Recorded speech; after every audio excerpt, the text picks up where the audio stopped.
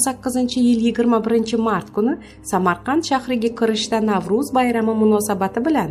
vaqtincha tashkil etilgan to'siq postida Sindor ismli shaxs ichki ishlar organi xodimlarining tasdiqlangan namunadagi maxsus formali kiyim boshini kiyib va maxsus mayor unvonini taqib olib, yo'l patrul xizmat xodimiga qo'pol va buyruq ohangida o'zini ichki ishlar bo'lim xodimi deb tanishtirib, ichki ishlar organlari xodimlariga xos bo'lmagan xatti-harakatlarni sodir etganda,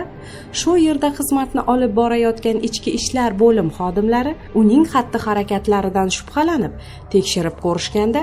bu shaxs aslida ichki ishlar bo'lim xodimi emasligini aniqlashgan.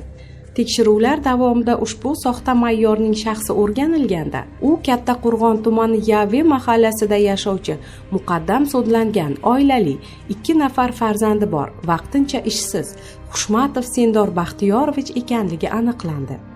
Hozirda viloyat ichki ishlar bo'lim tomonidan holat yuzasidan tergovga qadar tekshiruv harakatlari olib borilmoqda. Agar Xushmatov Sindor Baxtiyorovich